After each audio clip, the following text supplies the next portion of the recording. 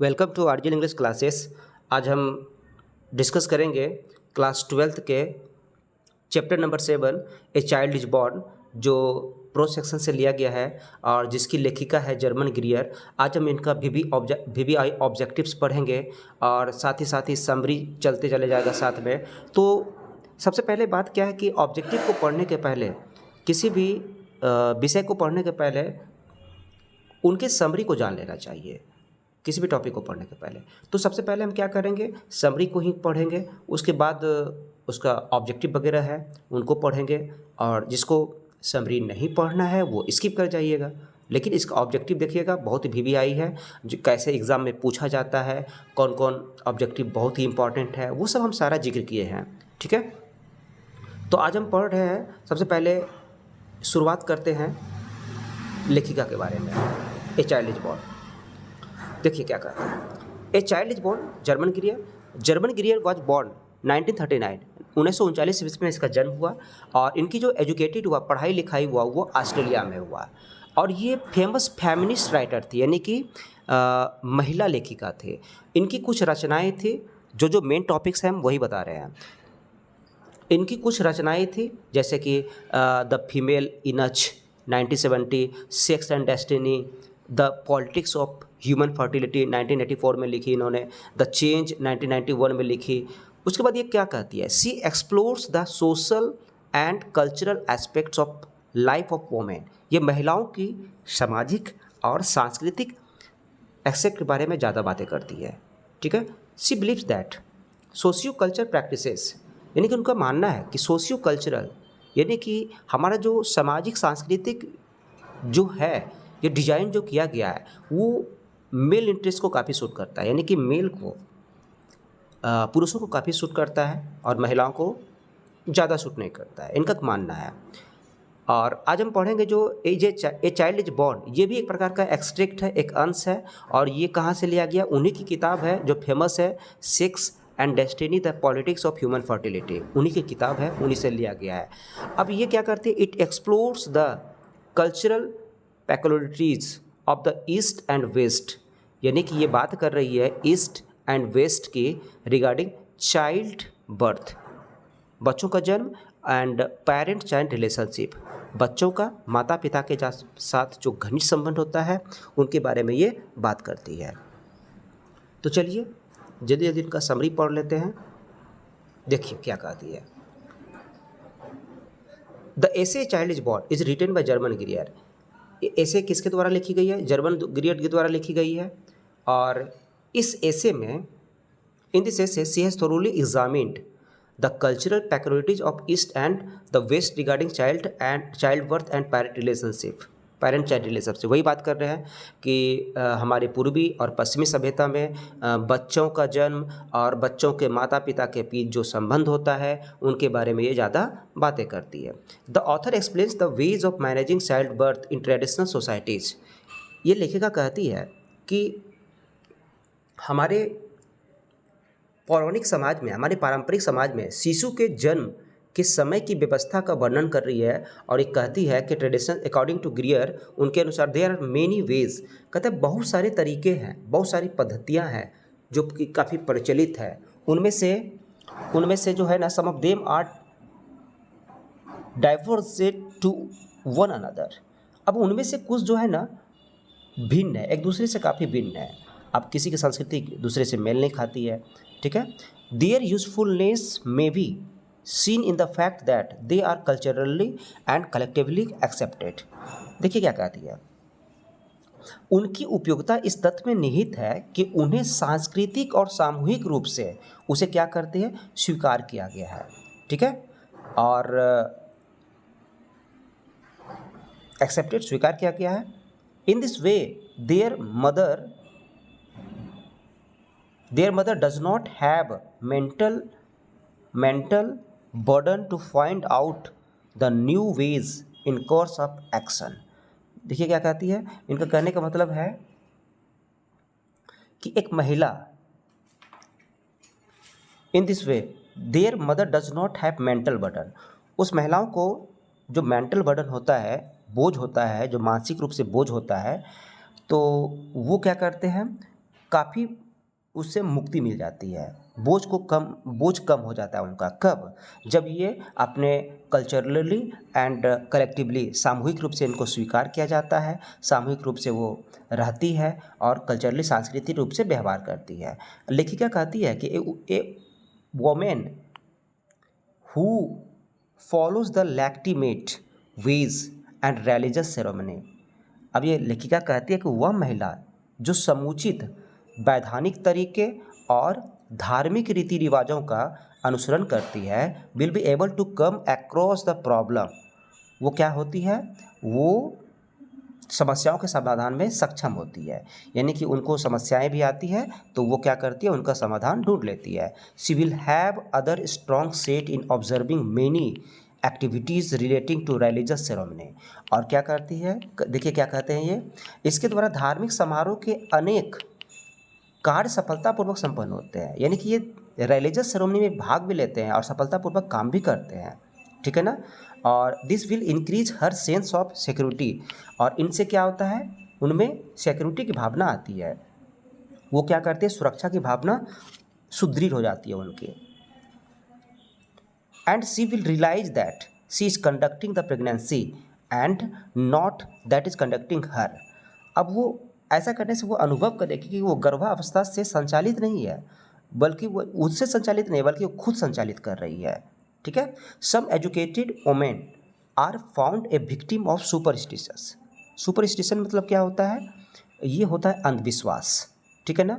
अब कहते हैं कि कुछ शिक्षित महिलाएं अंधविश्वास से ग्रसित होती है और वो क्या करते हैं, एडॉप्ट कर लेती है कुछ घिसे पीटे पुराने अनसाइंटिफिक यानी कि अब वैज्ञानिक तरीके से क्या करते हैं, बच्चों को जन्म दिला देते हैं, जिससे उनको काफ़ी कठिनाइयाँ होती है, जो कि बिल्कुल ही क्या, ये बैड है, बहुत ही गलत है। इनसे क्या होता है, जच्चा और बच्चा दोनों को खतरा बना रहता है। Mortality of infant and mother, यानी कि infant and mother is higher in traditional births. पौराणिक समाज में जो इनके शिशु तथा माँ की जो मृत्यु दर का आंकड़ा था वो काफ़ी अधिक होता है, क्योंकि पुराने ढंग से जब हम बच्चों का जन्म करवाएंगे, बच्चों को जन्म दिलवाएंगे, तो ये स्वाभाविक सी है कि उसकी आंकड़ा क्या हो जाएगा, बढ़ते चला जाएगा। और everybody will accept that each infant and particularly every maternal death is a tragedy to be prevented if it all possible. और इस सबसे मतलब क्या कहते हैं उनको, सबसे दुखद बात होती है कि प्रत्येक शिशु की, विशेषकर माता से संबंधित मृत्यु अत्यंत दुखद बात होती है, यानी कि बच्चा भी चला जाता है और माँ की भी मृत्यु हो जाती है। ये बहुत ही क्या होती है, दुखद बातें होती है, ठीक है। आगे बढ़ते हैं। अब ये कहते हैं इन मेनी सोसाइटीज, बहुत सारी समाज में women go to live with their mother in law from mother's house after marriage, यानी कि शादी के बाद वो कहाँ चली जाती है, अपने ससुराल चली जाती है, अपने घर को छोड़ करके। It is an evident truth that such women do not become members of their new family. और ये भी सत्य बात है कि वो जिस मेंबर में जाती है तब तक वो न्यू फैमिली मेंबर नहीं बनती है, तब तक कि वो एक बच्चे को जन्म ना दे दे। इन ईस्टर्न कंट्रीज, अगर हम बात करते हैं पूर्वी सभ्यता, पूर्वी देशों की, women would loss her own name, वहाँ की महिलाएं जो है ना अपना खुद नाम खो देती है, and became known as the mother of her first born, और अपनी मतलब पहली संतान के नाम से ही उनकी माँ का क्या होता है, उनकी माँ का नाम पुकारा जाता है। अब इसका मतलब है कि वो जो महिला है वो अपने नाम को भी खो देती है। कब? ईस्टर्न सोसाइटी में। अब हम बात करते हैं वेस्टर्न की। वेस्टर्न की बात करते हैं तो लेखिका कहती है कि मोस्टली देयर ऑन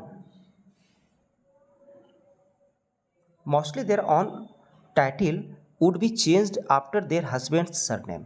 अभी तो हम ईस्टर्न की बात कर रहे हैं कि वो अपना नाम भी खो देती है, और यहाँ तक कि वह जो है ना अपने हस्बैंड के नाम से ही जानी जाती है। उनको क्या कहते हैं, उनके पापा का नाम हटा करके उनके नाम को ही जोड़ दिया जाता है। But in the west she would not lose her own name after her marriage, ये पश्चिमी सभ्यता में होते कि महिलाएं जो है ना, पूर्वी के देशों में महिलाएं अपना नाम छोड़कर अपने नवजात शिशु की माँ के नाम से जानी जाती है, किंतु पाश्चात्य देशों में महिला विवाह के बाद भी अपना नाम नहीं खोती है, उसके नाम में कोई परिवर्तन नहीं होता है। वेस्ट में कोई परिवर्तन नहीं होता है, लेकिन ईस्ट कंट्री में क्या होता है, उसके नाम में परिवर्तन हो जाता है। ठीक है, अब कहते हैं कुछ और। There is a custom in Sylheti women. अब देखिए सिलहटी वुमेन की बात करते हैं। सिलहटी वुमेन कहाँ की है? Women belongs to Sylheti district of Bangladesh. Bangladesh की एक डिस्ट्रिक्ट है, वहीं से बिलोंग करती है। अब देखिए इसके बारे में क्या बातें करते हैं। If her parents are life, अगर उनके माता पिता जिंदा है, she goes to her mother's house, तो वो अपने माँ के घर जाती है। For the last few months of her pregnancy के कुछ महीने जब बचते हैं ना, तो वो अपने माँ के घर जाती है। Remains there about the first 3 months of the baby's birth, और वो क्या करती है, वहाँ रहती है। कब तक? अंतिम कुछ महीने में जाती है, और प्रसव तक जो है ना, लगभग 3 महीने तक, प्रसव के बाद वो लगभग 3 महीने तक वो रहती है वहाँ। ठीक है, और there she gets a lot of love and care, और वहाँ उसको क्या करते हैं, बहुत सारे प्यार, बहुत सारे ध्यान वगैरह दिए जाते हैं। इन बांग्लादेश की बात करते हैं तो children under the age of 5 और 6 years are looked after the by the whole families. यानी कि बांग्लादेश में, वही सिलहटी वुमेन में क्या है कि उनकी जो देख रेख होती है बच्चों की, वो पूरा फैमिली के द्वारा किया जाता है, जिससे कि बच्चों का शारीरिक मानसिक विकास काफ़ी तेज़ी से होते हैं और अच्छे रूप से होते हैं। The children play out of doors with natural objects. वहाँ के जो बच्चे हैं ना, नेचुरल ऑब्जेक्ट से खेलते हैं, यानी कि प्राकृतिक चीज़ों से खेलते हैं। Here people say that Asian children do not play with twice. और यहाँ देखिए क्या कहती है, लोग कहते हैं कि एशियन चिल्ड्रेन, जो एशिया के बच्चे जो होते हैं, हम जो एशियन कंट्री कॉन्टिनेंट में, महादेश में है, यहाँ के बच्चे do not play with twice. बच्चे क्या करते हैं, इनसे खिलौने से नहीं खेलते हैं। जबकि बांग्लादेश में क्या कहता है, वो नेचुरल ऑब्जेक्ट से खेलते हैं बच्चे। In Bangladesh they do not need toys, उन्हें किसी ट्वाइज की ज़रूरत नहीं होती है। They make their own simple things, वे सिंपल थिंग्स से ही खेल लेते हैं। इन साउथ अफ्रीका चलते हैं तो in Bantu women's case birth of a child of pregnant lady is far from normal.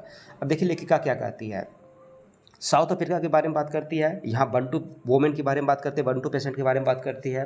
तो कहते हैं कि यहाँ की जो चाइल्ड बर्थ होते हैं बंटू महिलाओं में, इनका जो प्रसव होता है, इनका समय समान अवस्था में, ये समान अवस्था से काफ़ी नॉर्मल नहीं होता है, इससे नॉर्मल से काफ़ी दूर रहते हैं, जिनसे इनको काफ़ी कठिनाइयाँ होती है। The authoress says that the main obstacles for the modern western technology. अब लेखिका का कथन है, यह है कि आधुनिक जो पाश्चात्य तकनीक है, वो in huts and small cottage is poverty. यानी कि पाश्चात्य तकनीक जो है ना, झुग्गी झोपड़ी से लेकर छोटे छोटे मकानों तक जो है ना, अपनी पहुंच नहीं बना पाई है अभी तक, अभी शहरों में ही घूम रही है। Still the cultural dominance of western technology. लेकिन हम बात करते हैं पश्चिमी सभ्यता की, पश्चिमी तकनीक की। इन्होंने क्या किया है, ये तकनीक ने अपने सांस्कृतिक प्रभुत्व द्वारा अपने उद्देश्यों की प्राप्ति कर ली है। यानी कि वेस्टर्न टेक्नोलॉजी जो है ना, बहुत विकसित हो चुकी है और बहुत ये फैल चुकी है। ठीक है, इनका विस्तार काफ़ी हो चुका है। अब हम बात करते हैं कुछ ऑब्जेक्टिव्स के। ठीक है, जो कि बहुत ही इंपॉर्टेंट सब ऑब्जेक्टिव है। अधिकांशतः ऑब्जेक्टिव आपको एग्ज़ाम बोर्ड में मिल जाएगा देखने के लिए। अब देखिए ऑब्जेक्टिव में डिस्कस करते हैं। तो पहला नंबर क्या कहता है कि ए child is born is written by, तो इसका आंसर आपको पता ही होगा, जर्मन ग्रेड के द्वारा लिखा गया है। दूसरा है जर्मन ग्रेड वाज एजुकेटेड इन। अब बताइए जर्मन ग्रेड जो है ना, एजुकेटेड कहाँ पढ़ी लिखी है? तो हम बताए थे शुरू में ही, ये ऑस्ट्रेलिया में पढ़ी लिखी है। ठीक है, नेक्स्ट क्वेश्चन है German grade was a famous dash writer. अब देखिए इसका आंसर भी आपको दिया गया है, तो यहाँ पे फेमिनिस्ट राइटर होगा। Question number 4, a women has to observe various customs and ritual during. देखिए 2024 से पूछा गया क्वेश्चन, कहता है कि वह महिलाएं जो काफ़ी ऑब्जर्व करती है बहुत प्रकार के कस्टम्स, रिचुअल्स, रीति रिवाज, अनुष्ठान, इन सारों को उसको ऑब्जर्व करना पड़ता है। तो ये कौन सी महिलाएं, एजुकेटेड है, कुकिंग है, प्रेगनेंसी है या हैविंग बात। तो प्रेगनेंसी के दौरान जो है ना महिलाओं को बहुत सारी चीज़ों को, बहुत सारे रीति रिवाजों को वो क्या करते हैं, फॉलो उसको करना पड़ता है। ठीक है, नेक्स्ट क्वेश्चन, क्वेश्चन नंबर 5 देखिए क्या कहता है। A women has to observe various taboos, rituals and customs. यही क्वेश्चन पूछा गया। देखिए ये 2024 में आईए वाले को फिर यही क्वेश्चन क्या किया गया है, दोहरा दिया गया है। क्वेश्चन में थोड़ा सा घुमा बदल के दे दिया है जिससे कि आपको परेशानी हो, इसलिए ये थोड़ा सा लैंग्वेज को चेंज कर देते हैं। बात वही कर रहे हैं। A dash women has to observe various taboos, rituals and customs, तो वही होगा प्रेग्नेंट। नेक्स्ट क्वेश्चन है, dash women has given up going to international conference. अब इनमें से बातें क्या है कि अगर हम बुक को पढ़ते हैं तो बीच बीच से क्वेश्चन उठा के दिए हैं हम कि ऐसी कौन सी कहाँ की महिलाएं हैं जो कि उसको given up going to international conference, international conference में उनको क्या कर देते हैं, women has given up. Given up का मतलब क्या होता है, त्याग दिया जाना, छोड़ दिया जाना, वहाँ जाना। तो कहते हैं कि कुछ सूडानीज महिलाएं हैं जो कि Sudanese women has given up going to international conference. ठीक है, तो इंटरनेशनल कॉन्फ्रेंस की बात करते हैं तो याद रखिएगा सूडानीज होगा, सूडानीज महिलाएं। Question number 7, the ways of managing child birth in traditional societies are. तो बहुत किस्म के हैं, many and varied. Question number 8, the voices of a women raised in warning can not be heard.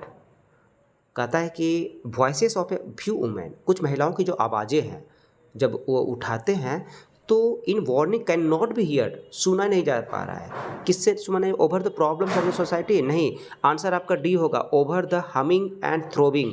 यानी कि आज की मशीनी की गड़गड़ाहट ने, मशीनों की आवाज़ों ने उनके आवाज़ों को क्या कर दिया है, शांत कर दिया है, बंद कर दिया है। ठीक है, नेक्स्ट क्वेश्चन है 9th नंबर देखिए, इन बांग्लादेश रूप थोका इज ए डैश। ये भी क्वेश्चन पूछा गया है। तो रूप थोका एक प्रकार का क्या है, फेयरी टेल्स है, परियों की कहानी है। नेक्स्ट क्वेश्चन है देखिए, question number 10, dash women visit her mother's house during pregnancy. तो अधिकांशतः इंडियन महिलाएं ऐसे होती है जो कि प्रेगनेंट के दौरान कहाँ चली जाती है, अपने मायके चली जाती है। In dash children under the age of 5 और 6 are looked after the whole family.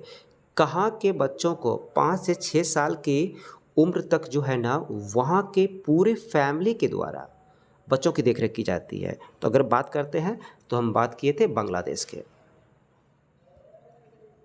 Question number 12, Sylheti women and her child are given new dresses on the dash day of the birth. यानी कि सिलहटी वुमेन में परंपरा है कि बच्चों को new dress दिया जाता है, महिलाओं को और बच्चों को। तो उसके जन्म दिवस के किस दिन पर, यानी कि 7वें, यानी कि हम लोग का नामकरण जैसे होता है ना छठी वगैरह, तो वो 7वें दिन जो है ना, जन्म के 7वें दिन पर उसको न्यू ड्रेस मिलता है। Traditional method of child birth is accepted. ये जो ट्रेडिशनल मेथड होता है ना चाइल्ड बर्थ का, एक्सेप्टेड, तो हम बताए थे कल्चरली एंड कलेक्टिवली, सामूहिक रूप से और सांस्कृतिक रूप से उसको स्वीकार, एक्सेप्टेड किया जाता है। The naming ceremony is held when the baby is dash. यानी कि नेमिंग सेरेमनी, ये जो बच्चों का नामकरण होता है कुछ समाज में कैसे होता है, कब होता है, the baby is dash old, यानी कितना दिन, तो ये 7 डेज होगा। ठीक है ना, जब बच्चे 7 दिन के हो जाते हैं ना तो उसका नेमिंग सेरेमनी किया जाता है, उसका नाम दिया जाता है। इन traditional societies A pregnant women is primarily supported. सबसे ज़्यादा जो महिलाओं की जो देखभाल करते हैं, सपोर्ट करते हैं, वो कौन होते हैं, उसके हस्बैंड होते हैं। ठीक है, क्वेश्चन नंबर 16 देखिए, in traditional birth and mother mortality. प्राचीन ज़माने में आधुनिक तरीके, मतलब ये क्या बोलते हैं कि पुराने तरीके से अगर बच्चों का जन्म दिलवाएगा तो वहाँ पे जो बर्थ होगा माँ और मोर्टेलिटी का, यानी कि मदर मोर्टेलिटी, यानी कि माँ की जो मृत्यु दर होगी वो क्या होगी, ग्रेटर होगी। क्यों? क्योंकि आधुनिक युग में अगर हम पुराने तरीके से उसको करवाते हैं तो काफ़ी कठिनाइयों का सामना करना पड़ती है और उनको हो सकता है कि वो अपना जान भी खो दे। ठीक है, during pregnancy the best place for the women, pregnancy के दौरान जो सबसे अच्छा जगह होता है महिलाओं का, वो होता है उनकी अपने घर, मदर्स हाउस। क्वेश्चन नंबर देखिए 18, when A baby is born, जब बच्चे जन्म लेते हैं ना, it is an occasion of Joy for, देखिए क्वेश्चन पूछा गया है तो किसके लिए, माँ के लिए, पापा के लिए, या होल फैमिली के लिए, तो पूरे फैमिली के लिए ओकेजन का माहौल रहता है, खुशियों का माहौल रहता है। देखिए question number 19, in a traditional societies a women is known as the mother of her first born child but the western regard it is dash. देखिए हम बताए थे आपको कि पूर्वी सभ्यता में क्या होता है कि उनके नाम को भी खोना पड़ता है, ठीक है, जब तक उनके पहले संतान जन्म न दे दे तब तक उनकी पहचान नहीं होती है। लेकिन west regard it is as, west regard में ऐसी बातें नहीं है, आउटरेजस है, ये बहुत बैड थिंग्स है, घटिया बातें हैं, ठीक है ना, ये वेस्टर्न सिविलाइजेशन में ऐसा नहीं होता है, ठीक है। इसका आंसर आपका क्या हो जाएगा, आउटरेजियस। क्वेश्चन नंबर 20 देखिए, ए child is born is an extract, ये भी एक प्रकार का अंश है, तो ये कहाँ से लिया गया है, तो आपको बताएं इन्हीं की एक किताब है जो फेमस है, sex and destiny the politics of human fertility. Okay, question number 21, Bantu patient belong to, अब हम बात करते हैं बंटू पेशेंट के, तो हम बताएं तो बंटू पेशेंट साउथ अफ्रीका से बिलोंग करते हैं, ठीक है ना, और सीलटी में बांग्लादेश। यहाँ पे क्या बात कर रहा है बंटू पेशेंट, तो इसका आंसर क्या हो जाएगा, साउथ अफ्रीका। नेक्स्ट क्वेश्चन देखिए, ऑल टेक्नोलॉजिकल चेंजेज, यानी कि टेक्नोलॉजिकल चेंजेज या technical changes cause dash problem, जितने भी टेक्नोलॉजिकल चेंजेज होते हैं वो जो होते हैं ना वो सोशल प्रॉब्लम्स को ही जन्म देते हैं, ठीक है। और बस इतना सा ही ऑब्जेक्टिव आपके लिए काफ़ी है, जितने भी बैक ईयर में पूछा गया था वो भी डाल दिए आपको हम, ठीक है, और कुछ समरी वगैरह है, तो आप इसको अच्छे से पढ़िए और फिर अगर नोट्स बना लेते हैं तो बहुत अच्छी बात है, ठीक। और थैंक्स फॉर वाचिंग, लास्ट में बोलना चाहेंगे हम कि सपोर्ट में बस